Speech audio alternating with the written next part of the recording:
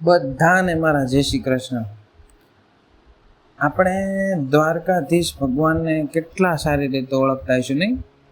પણ હવે એ જ દ્વારકાધીશનું નામ જ્યારે આપણા કાને પડે ત્યારે આપણને કેટલી વાતો યાદો આવે. જેમ કે મહાભારતનું યુદ્ધ, દ્વારકા નગરી, દ્વારકાનો દરિયો, ગોકુળની ગલીઓ, રાધાજી, અને રિસેન્ટલી એક ફિલ્મ પણ આવી છે કૃષ્ણ અવતારમ, જેમાં સત્યભામાની વાતો કરી છે. એવી તો ઘણી બધી વાતો છે જે કૃષ્ણનું નામ પડતા જ આપણને બધી કહેવાય ને કે રિમેમ્બર થવા માંડે, રિયલાઇઝ થવા લાગે છે. તો આજે આપણે એ વાત જાણવાના છીએ કે ભગવાન શ્રી કૃષ્ણ જે કુળમાં જન્મ્યા એ યદુવંશ, એ યદુવંશનું નિર્માણ કઈ રીતે થયું, સર્જન કઈ રીતે થયું, ક્રિએશન કઈ રીતે થયું. તો આપણે એ પણ જાણીશું કે ભગવાન આ યદુવંશ કુળમાં જન્મ્યા જે શ્રાપિત છે. હા, તમે બરાબર સાંભળ્યું, આ કુળને શ્રાપ મળેલો છે. આ કુળના જે રચયાતા હતા એના પિતા તરફથી. એવું તો શું ઘટના થઈ હશે કે શ્રાપ મળ્યો, અને કોઈ પણ વ્યક્તિના ગુસ્સાથી એવો તો કેવો કહેવાય ને કે સમ્રાટ કુળ, એવું આમ સમર્થ કુળનો જન્મ થયો હશે. તો વાર્તામૃતના આ એપિસોડમાં આપણે જાણીશું શું હતું યદુવંશનું રાજ, કઈ રીતે એમનું ક્રિએશન થયું, કઈ રીતે આ કુળનું નિર્માણ થયું. તો મારું નામ છે ઋત્વિક બારોટ. તમારા બધાનું સ્વાગત કરું છું મારી ચેનલ વાર્તામૃત બાય ઋત્વિકની અંદર. તો ચલો જાણીએ.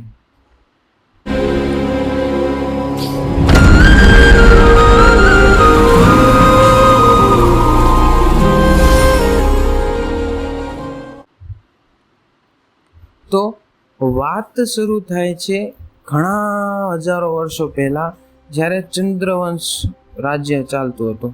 એ ચંદ્રવંશની અંદર એક સમ્રાટ રાજા હતા જેનું નામ હતું નહુસ. હવે આ રાજાને છે ને એક બાળક હતો જેનું નામ હતું યયાતિ. કહેવાય ને કે સ્તંભ, કોઈ પણ વાર્તાનો જે સ્તંભ હોય, કોઈ પણ કથાનો જે સ્તંભ હોય એ આ યયાતિ છે.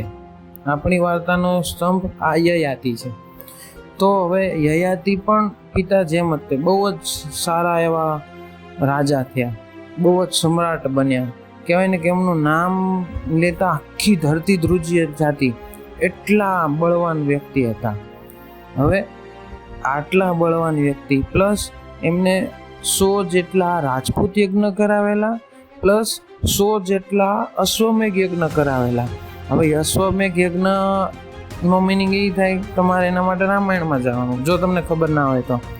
જે લવ અને કુશ જે છે એ ઘોડો પકડી લે છે રામના અશ્વમેઘ યજ્ઞનો, તો એ બધી વસ્તુ છે.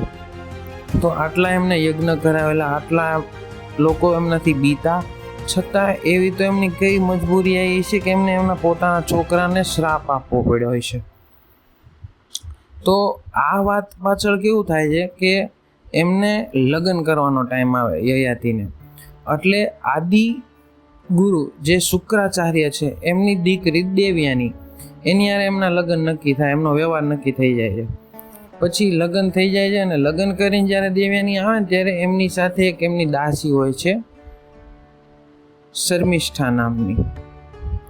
હવે આ જે દાસી છે એ આમ તો અસુર કુળની રાજકુમારી જ હતી, પણ કોક વિવાદોસાર, કોક કારણોસર એને દાસી બનવું પડે છે દેવયાનીનું.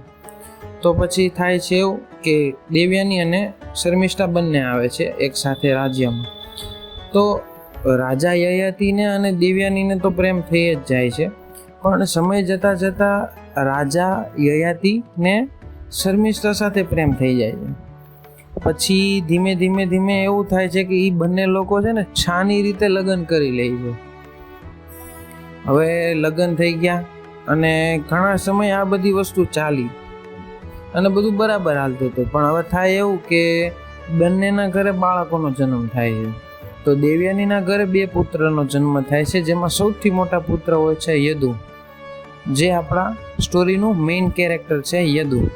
પછી આવે છે તુર્વસુ, પછી બીજા 3 બાળકો થાય છે શર્મિષ્ઠાને ત્યાં, જ્યાં 3 બાળકોનું નામ હોય છે તુરુ, અનુ અને ધ્રુવ્યુ.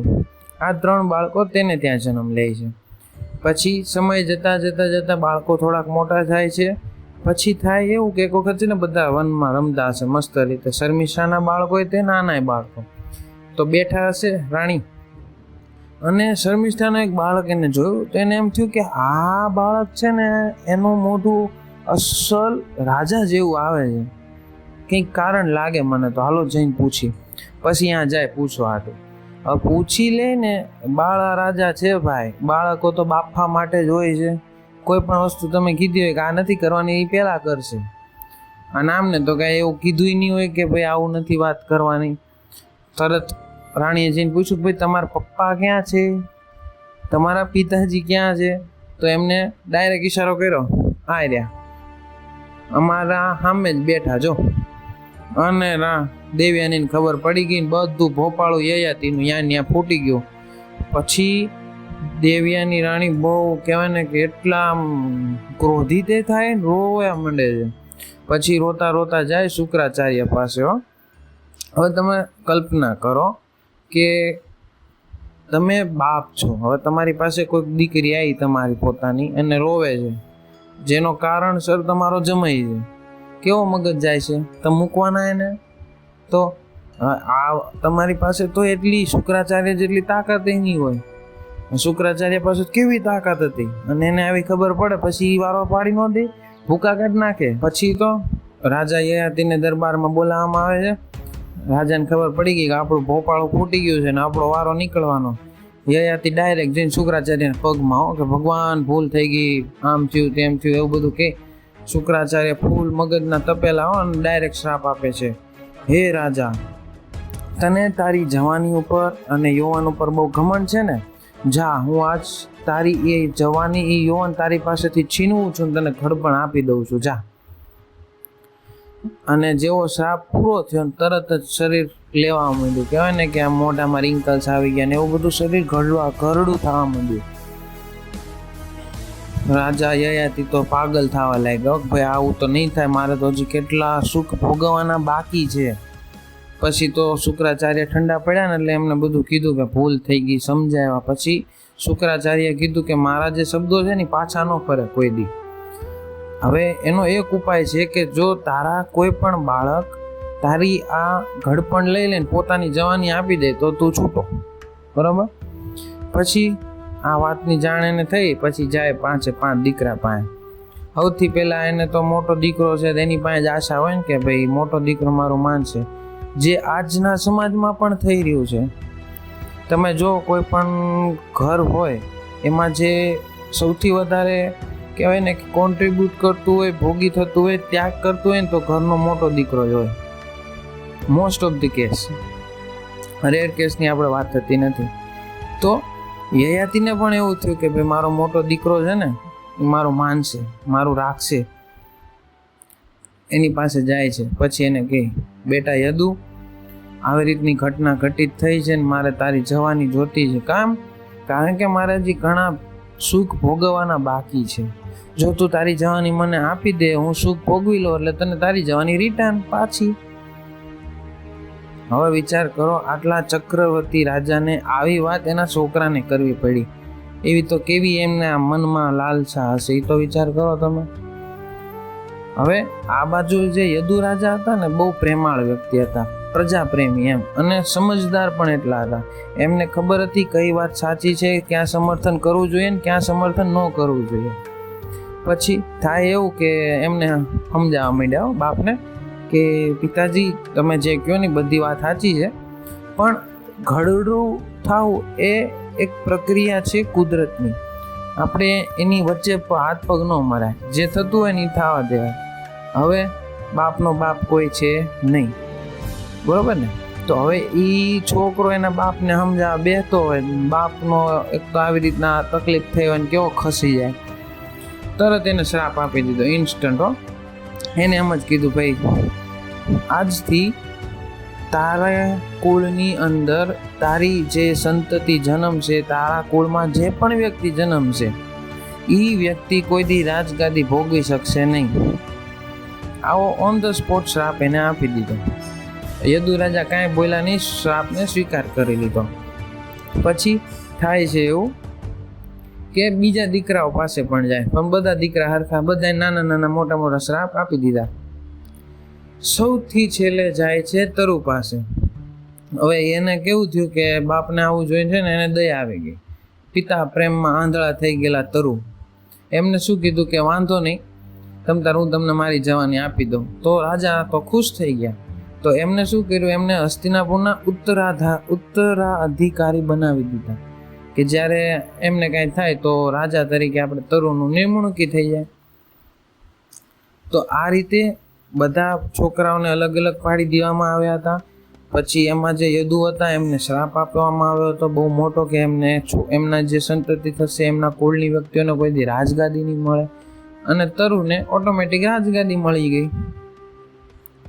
પછી થાય છે એવું કે યદુ જે હતા એમને હજી તો કાંઈ કહેવાય ને કે શ્રાપ આપીને મુક્ત નહોતા કર્યા, હજી તો અહીંયા કામ બાકી હતું. તેમને રાજ્યમાંથી ને એક બરખાસ્ત કરી દીધા, કાઢી મૂક્યા. હવે યદુ રાજા કહેવાય ને આમ સિંહ જેવા હતા. સિંહને જંગલમાંથી કાઢી નાખો ને બીજા જંગલમાં જાઓ ને તો અહીંયા એનું સામ્રાજ્ય ઊભું કરે, એનું રાજ્ય ઊભું કરે. સિંહ જેવા હતા યદુ રાજા. તો યદુ જે હતા એમને છે ને દક્ષિણ પશ્ચિમ તરફ જવા માંડ્યા, અને મથુરા પાસે છે ને એમને એક નગરી બસાવી, રાજ્ય વસાવ્યું. અને પછી આ રાજ્ય એટલું વિશાળ થવા લાગ્યું, એની અંદર એટલા લોકો વધવા માંડ્યા કે પછી આ જે કુળ હતું ને એને યદુ કુળ અથવા યદુવંશ તરીકે નામ આપવામાં આવ્યું. તો આ રીતે યદુવંશનો જન્મ થાય છે. હવે વિચાર કરો, ભગવાન શ્રી કૃષ્ણ દુનિયાના અધિપતિ કહેવાય કે જેને દુનિયાનું સર્જન કર્યું, આ કુળમાં જન્મ લેવાના હતા જે શ્રાપિત છે, કે જેને રાજા બની શકે નહીં. હવે ભગવાન શ્રી કૃષ્ણ જન્મે છે, મથુરામાં જઈને કંસને મારે છે, છતાંય મથુરાના રાજા નથી બનતા. પછી દ્વારકા આવે, દ્વારકા નગરી ઊભી કરે છે, તો એ દ્વારકાધીશ કહેવાય પણ દ્વારકાના રાજા નહોતા થયા. ભગવાન હોવા છતાં એમને યયાતિના બધા જ કહેવાય ને કે શ્રાપનો પાલન કર્યો. ત્યારે ભગવાન શ્રી કૃષ્ણ પૂર્ણ પુરુષોત્તમ છે ભાઈ. તો આ રીતે આપણે જાણ્યું કે યદુવંશનો જન્મ કઈ રીતે થયો. પછી યદુવંશ એટલો બધો વધતો ગયો કે એની અંદર એ ફાટા પડવા લાગ્યા, કહેવાય ને કે બ્રાન્ચીસ થવા લાગી. ભોજક, અંધક કુળ, પછી વૃષણી કુળ, એ રીતે અલગ અલગ ભાગ પડવા લાગ્યા. તો આ રીતે બધા જ કહેવાય ને કે યદુવંશના કુળ ફૂલ વિકસિત થઈ જાય છે. તો આપણે જાણ્યું કે શું છે યદુવંશ, શું એમનો કુળ હતો. અને વાર્તામૃતના આગળના એપિસોડમાં આપણે જાણશું બધાય કે ભગવાન શ્રી કૃષ્ણ કયા કુળમાં જન્મ્યા હતા, કંસ કયા કુળમાં જન્મ્યા હતા. તો મારી સાથે ત્યાં સુધી જોડાયેલા રહેજો.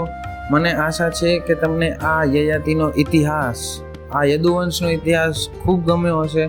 તો તમારા પરિવાર સાથે એમને શેર કરજો, તો એમને ખબર પડે કે ભગવાન શ્રી કૃષ્ણ જે કુળમાં જન્મ્યા હતા ને એમાં તો જન્મ પહેલા જ એમને શ્રાપ મળવા ચાલુ થઈ ગયા હતા. અને લાઈક કરજો, ચેનલને સબસ્ક્રાઈબ કરજો જો વિડીયો ગમે તો, અને કમેન્ટમાં તમને જે મજા આવી લખવાની છૂટી છે, અને વિડીયોને શેર કરતા રહેજો. ત્યાં સુધી બધાને જય શ્રી કૃષ્ણ. મળીએ છીએ આપણે આવતા વિડીયોમાં.